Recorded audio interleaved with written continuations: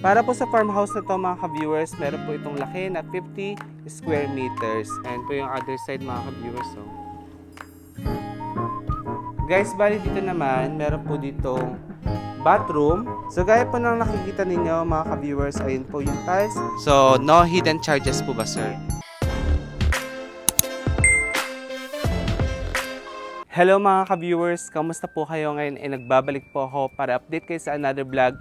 For today's video, meron po ako ipapakita sa inyo na another gawa po ni Will Ed Bahay Kubo. So ito po ay modern touch po siya na bahay kubo at ito po ay bahay po ito ng subscribers natin at pinagawa niya po dito banda sa kanyang farm. Farmhouse na rin siya / rest house.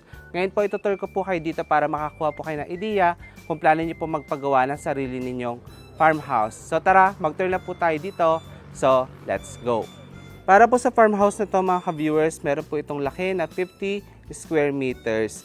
Total floor area na po yon. Meron din itong 2 bedroom and meron din pong 2 bathroom. Para sa square meters naman po ng lot area nila, ang total po is 250 square meters. Sa total lang po, meron pang mga ongoing pong ginagawa pa ngayon dito pag-i-improve po sa kanilang farmhouse. Marami pong in-upgrade dito yung client. Sa baba po, napansin nyo naman po, naka-reflective po yan na ito yung mga bago ngayon na ginagamit po na window. Kasi nakasanayan natin usually, white and black. Ito po yung meron na provide dito sa Philippines. Ayan. May pagka-wood look po yung touch niya. O, tingnan niyo po.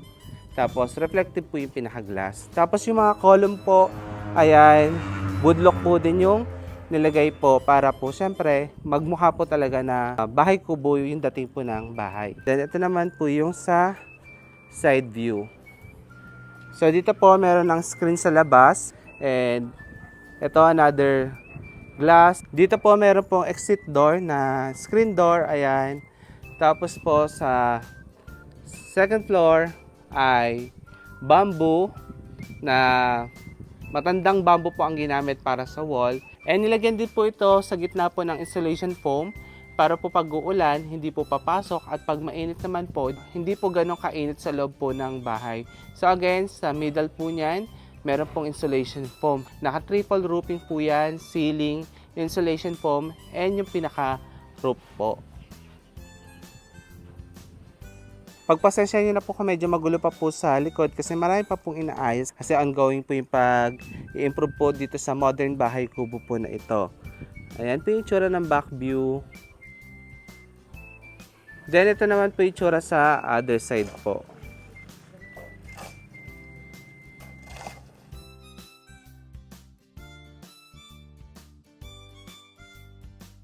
And now mga ka-viewers, pasok po tayo sa first floor po ng bahay. So, dito na lang tayo, no? Bale, ito po mga in-upgrade po ito ng owner. Bale, yung first floor po, dito na po ginawa yung kanyang kitchen, ayan, dining area. And meron na rin po dito part na laundry area po.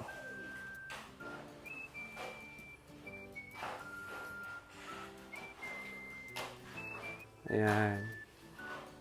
So, marami pa pong aayusin talaga. So, ito yung dining area. Then, lapitan natin kitchen area, ayan. Then, dito po yung exit door, papunta po sa farm niya.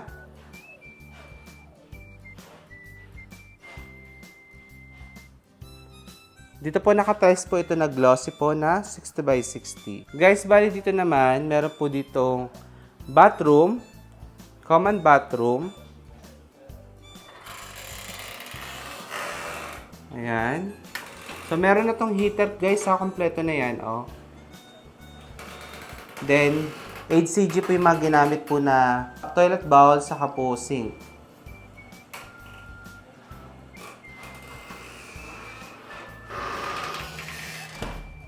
Then dito naman po guys, meron po itong bedroom, si bedroom number 1 at meron dito naka-accent po na PVC po na fluted panel. Pagpasok po, ayan, wow, ang ganda no. Gusto ko rin ng ganito. Ang ganda naman ng color ng ano niya. Wall niya. Light violet. Ayan. And mga ka-viewers, dito po. Aside sa, meron na siyang kama. Meron po siya ditong wardrobe cabinet, and syempre aircon po, no? Nakakatuwa.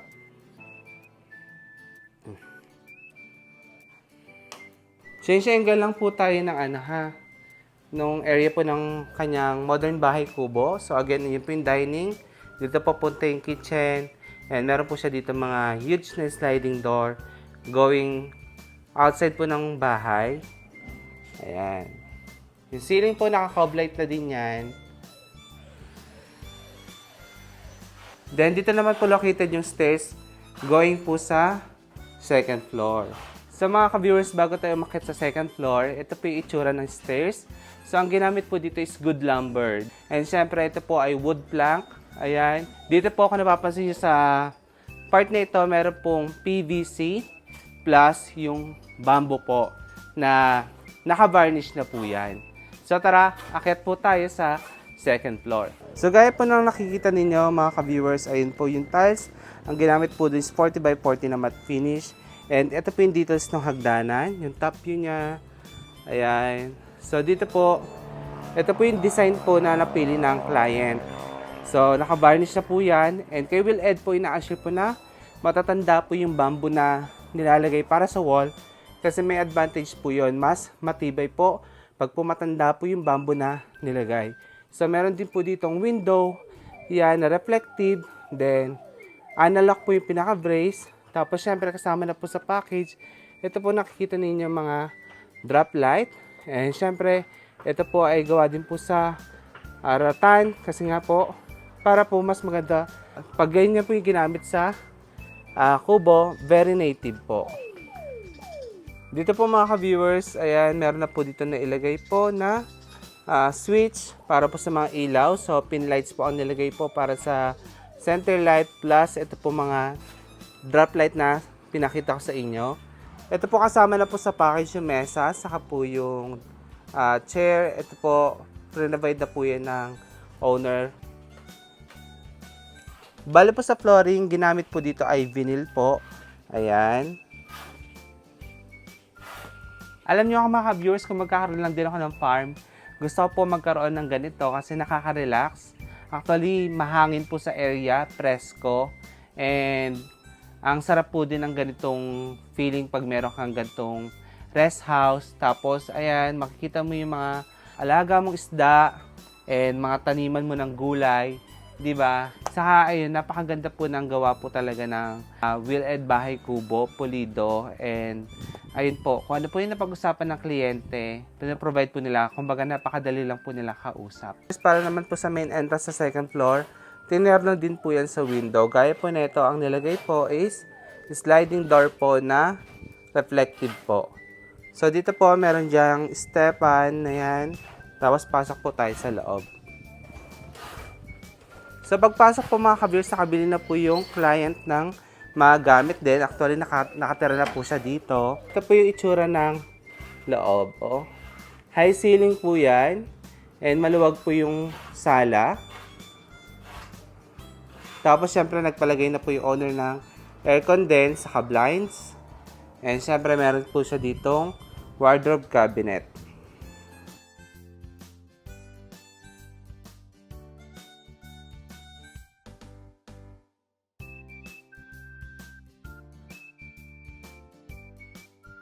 Dito po mga ka-viewers, meron po ditong bedroom.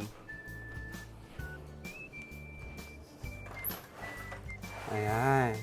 In fairness po maluwag po ang bedroom po ng owner. Talagang pwede na siyang tirahan as house po talaga. So meron na rin po yung split type na aircon. Ayan. Tapos meron na rin po yung wardrobe cabinet. So yung wardrobe cabinet, pre-provide po ito ni Will Ed. Tapos ito pong kama, si client na po yung nag-provide niya syempre. Saka po yung aircon. Pero po yung mga abang po na outlet kasama na po sa package. Ayun po, inquire na lang po natin kay Sir Will para po mas lalo niyo po maintindihan yung details po ng kubo kung plano niyo po magpagawa.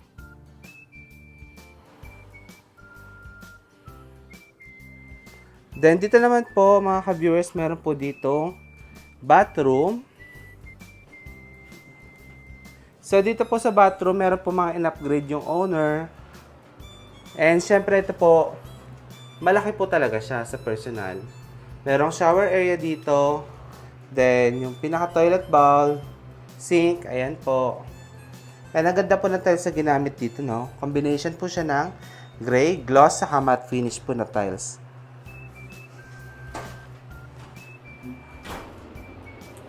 Meron na rin pong abang para sa heater yan. Ayan, shower. Ayan po. And now ay kasama po natin mga ka-viewers si Sir Will ng Will Ed Bahay Kubo. So siya po yung isa sa pinaka-utak po sa paggawa po ng mga modern bahay kubo. So sir, magkano po ba ang inabot po ng ganito? Kasi ito po palang bahay kubo ay located po ito sa Tarlac. Hello po mga ka-viewers. So, ang inabot po ng modern bahay kubo natin dito sa Pura Tarlac is 1.7 million po. 1.7 million. All in na po ba yon? Yes po, all in na po. Lahat ng mga accessories natin doon sa CR, sa baba at saka doon sa taas, kasama na po yun. Tapos, lahat ng mga ilaw, wiring insulation, kompleto na po yan. So, yung mga table po natin sa loob, yung mga coffee table, all in na po yan, kasama na po lahat. As in, wala na po silang problemahin. So, no hidden charges po ba, sir? Yes sir, opo. No hidden charges na po tayo. Doon sa 1.7M po, all-in package na po yan. Sir, sa ano po ba, sa presyo po ba nag-iiba? Depende po sa layo po ng gagawa ninyong bahay kubo. Kasi for sure, ito pong presyo po ng bahay kubo po na ginawa ninyo. Ang naging presyo po is based po dito sa area sa Tarlac. Nag-iiba-iba lang po yung presyo natin sa layo ng lugar, no? Kasi hindi naman po kasi pare-parehas ng mga presyo ng mga ibang materialis natin sa ibang lugar, like doon sa Batangas. So tumina po kami ng mga materialis doon. So medyo almost 50% po yung tinaas ng materialis po doon. Okay. So doon po nagbabago yung presyo po natin sa bahay kubo po natin. So again mga ka-viewers, kung plano niyo po magpagawa, pwede po mag-iba yung presyo, depende po sa location po ninyo. Kasi bawat location at area po, totoo naman po talaga nag-iiba po yung price ng materials. Pero again, kung plano niyo po magpagawa kay Sir Will, marami po silang ina-offer po na kubo, marami na po tayong mga na features po sa gawa nila. So iba-iba po ng presyo, depende po sa gusto ninyo. Ngayon kung plano niyo po magpagawa, pwede niyo pong kontakin si Sir Will. Pa-flash ko na lang po sa screen ng kanilang contact details. Ang maganda po dito kay Sir Will, syempre kung OFW po kayo, iwas scam na kasi nga po legit na po si Sir Will, kilala na po sa paggawa ng kubo at marami na po tayong mga subscribers ang nagpagawa po sa kanila. Ilalagay ko po sa description box po yung link na kanilang Facebook para po makapag-message na kayo sa kanila. Again, maraming salamat po sa panonood. Sana meron po kayo nakuhang idea sa vlog na ito. Ingat po kayo and God bless. Bye-bye!